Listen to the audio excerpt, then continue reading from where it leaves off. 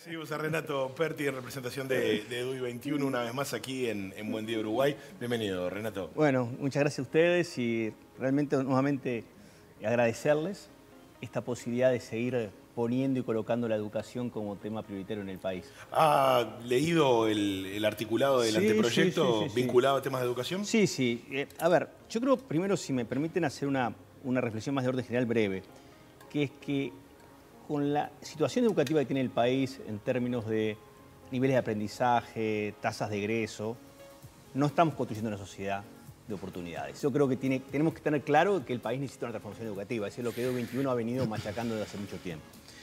En relación al borrador del anteproyecto de ley de urgencia, porque así lo define Pablo da Silveira cuando estuvimos conversando de EDUI 21 con Pablo da Silveira, Robert Silva, Adriana Aristimuños y con el equipo, Gonzalo Baroni, nosotros tenemos como tres niveles de análisis. Un primer análisis es, bueno, veamos lo que plantea el gobierno en la ley de urgencia y de consideración a la luz del libro abierto, es decir, a la luz del libro que elaboró EDUI 21. Y ahí hay una coincidencia importante, fundamental para nosotros, que es en el cambio del modelo de gobierno de la educación. Es decir, ustedes saben, hemos hablado con ustedes varias veces, que uno de los problemas que tenemos, no es el principal, porque el principal es los contenidos educativos, pero uno de los problemas fundamentales que tenemos es que tenemos un gobierno de la educación totalmente anacrónico, disfuncional en el nivel de diseño y ejecución de la política. ¿Qué hace la ley de urgente consideración? Dos cosas fundamentales que EDUI 21 ha planteado. Una es fortalecer, o en definitiva, darle al Ministerio de Educación y Cultura el rol rector de la política educativa, y fortalecer a la ANEP, a la Administración Nacional de Educación Pública, y en particular al CODICEN, en la implementación de la política. Creo que ahí hay un cambio importante que tiene que ver con un ministerio rector y un ANEP implementador. Y ahí creo que existe coincidencia. Inclusive EDUI 21 planteaba la posibilidad que los directores de los consejos, de consejos de primaria, secundaria, educación técnica, formación, se incorporan al CODICEN, cuestión que ahora está planteado. El matiz es que nosotros planteamos el mantenimiento de los consejos, ahora está planteado las direcciones unipersonales. Inclusive en EDUI 21 hubo una reflexión respecto a eso, hay quienes están más a favor de los consejos, hay más que están a favor de direcciones unipersonales. Pero donde estamos totalmente de acuerdo es en la necesidad de que los directores de los consejos, de los niveles, primaria, secundaria, técnica, se incorporen al CODICEN. Y ahí nos parece que hay un punto importante. La segunda reflexión es que nosotros tenemos una interrogante, digamos, un matiz que creo que es importante respecto a la conformación del Instituto Nacional de Evaluación Educativa, el INET.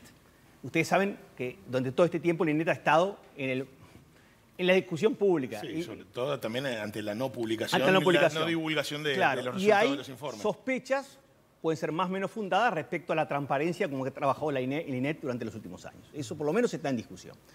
Nosotros creemos que el INET, estamos de acuerdo con el gobierno electo en cuanto a que existe una comisión directiva integrada por técnicos calificados que no estén asociados a las agencias que tú evalúas.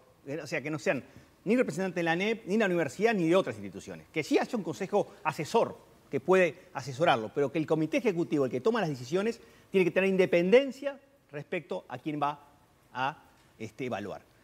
El matiz para nosotros, o la diferencia, para decirlo más claramente, es que mientras que el gobierno plantea que esos tres integrantes sean designados por el Poder Ejecutivo, el Presidente de la República, nosotros decimos sí, a propuesta del Poder Ejecutivo, pero con algún tipo de venia de acuerdo parlamentario. Porque es una agencia de evaluación independiente que tiene que tener todo el sistema político en su conjunto. Sí. Sobre este punto, Pablo Gallota, que además fue bastante crítico. Integrante de EDUI 21. Claro, integra EDUI 21, Pablo. Claro, EDUI 21, pero además fue bastante crítico en su salida del INED, haciendo, yo me acuerdo que fue una de las entrevistas más duras que hice sobre el tema de educación, sobre algunas consideraciones vinculadas a la no publicación del informe.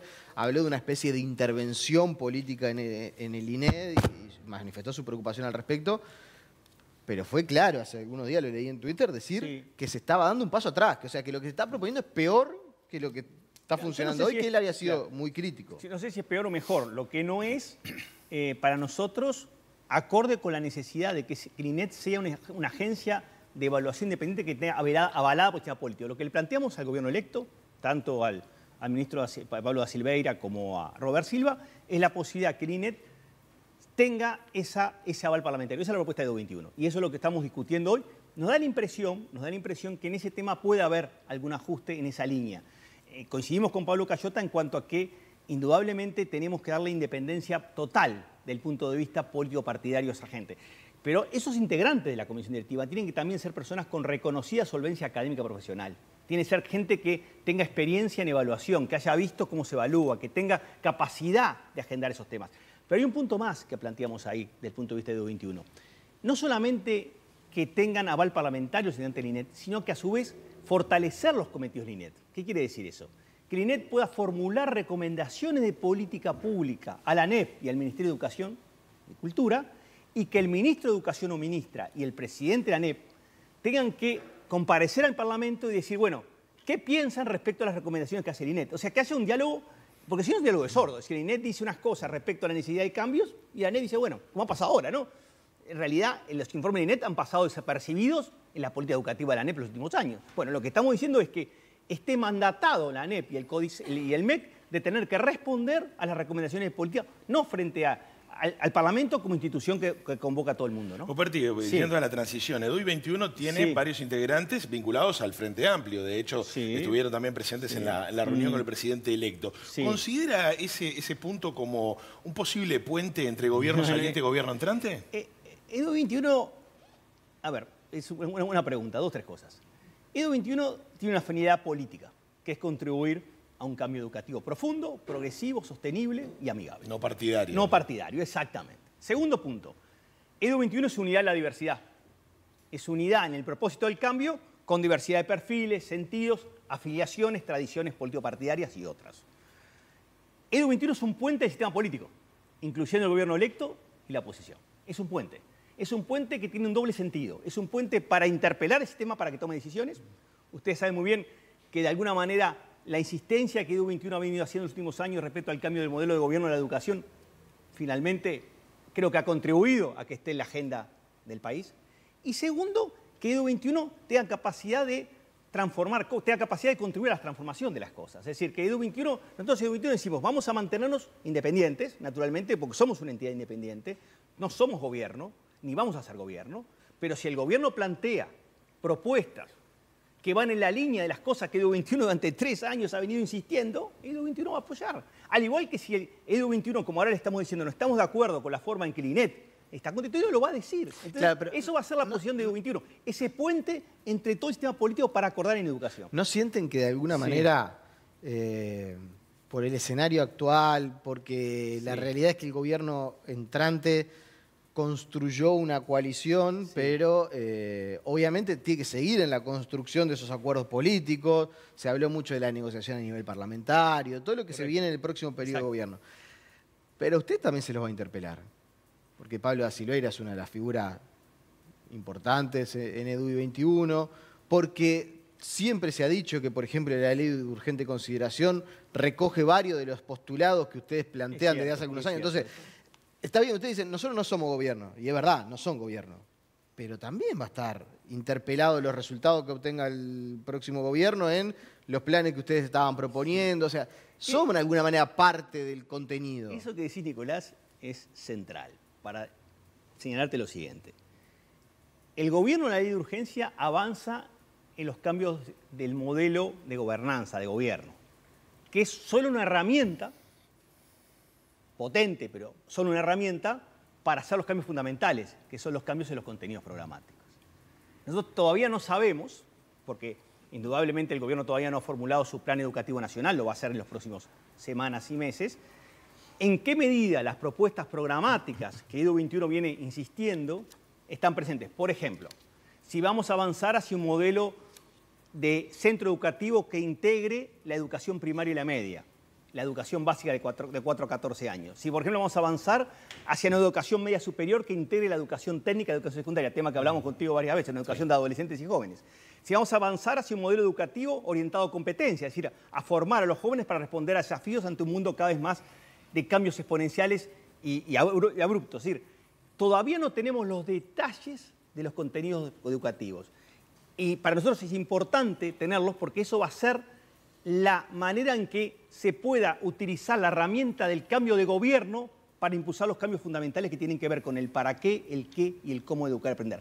Sin duda que vamos a ser interpelados como parte de la sociedad. Está bien que seamos interpelados. Es parte de una nueva forma de construcción de la política pública. Lo que decimos es que nosotros, si el gobierno, supongamos, el gobierno electo, avanza hacia modelos educativos integrados, con foco en los sectores vulnerables, que van hacia una educación de 4 a 14 años, que ve al niño más en la progresión de los aprendizajes, que lo ve del nivel inicial al nivel medio, como un todo, y el EDU21 va a apoyarlo.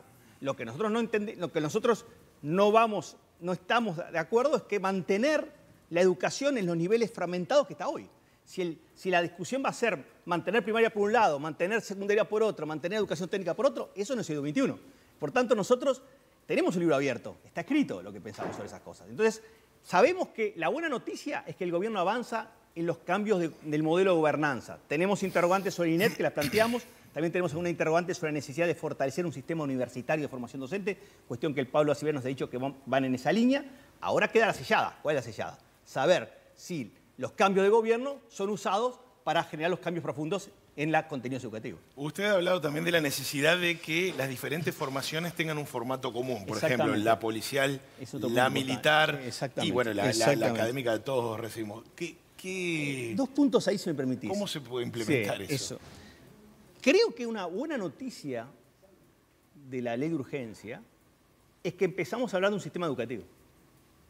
Porque en la Comisión Coordinadora de la Educación, cuestión que no se ha hablado muchas veces, la Comisión Coordinadora de la Educación es la comisión que tiene que coordinar todo el sistema educativo, se incorporan actores que antes no estaban.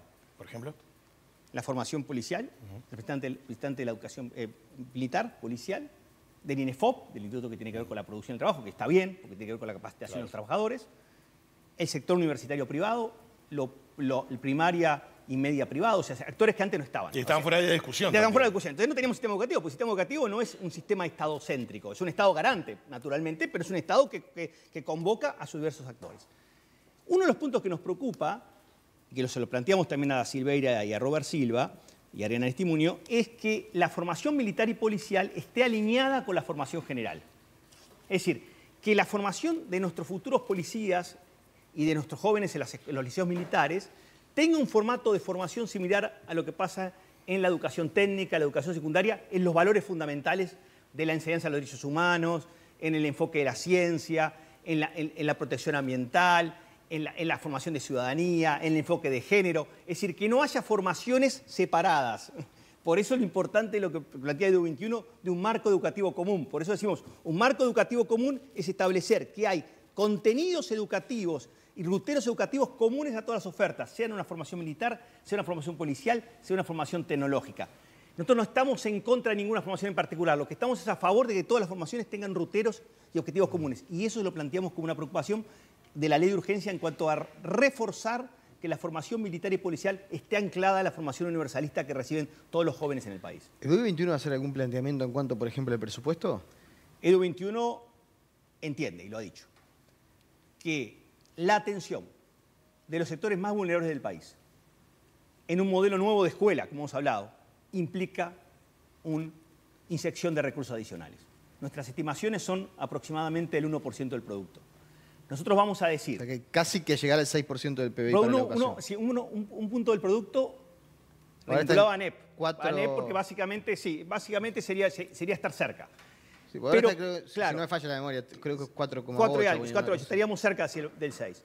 Lo que decimos es que ese punto tendría que estar destinado a programas sociales de atención a los sectores más vulnerables con un nuevo modelo de organización de centros educativos en la educación primaria y media. Sí, nosotros entendemos, y lo hemos dicho públicamente, de que el país tiene que progresivamente asignar mayores recursos a la educación para enfocar la atención de los sectores vulnerables donde tenemos el problema. Porque un país donde la mayoría de los niños y niñas que están en los sectores más vulnerables no logran comprender un texto, no logran una producción escrita mínimamente aceptable, son analfabetos, digo, en el mundo actual. Por tanto, ahí el país tiene que dar un doble mensaje de un cambio profundo en los contenidos educativos y una altísima prioridad en los sectores vulnerables. Y para eso, Nicolás, necesitamos un incremento de los recursos que hemos estimado, nuestros economistas lo han hecho, nosotros tenemos un equipo de economistas muy sólido detrás de EDU21 trabajando, lo han estimado, si lo vemos hacer llegar al gobierno electo y si nos llaman para compartirlo, gustosamente lo vamos a hacer. Renato Perti, director ejecutivo de EDU21, muchísimas gracias por estos minutos de charla Buen Día Uruguay y seguimos conversando sobre esto. Gracias a ustedes y no se olviden siempre de seguir agendando la educación como el tema país. Lo haremos entonces, muchas gracias.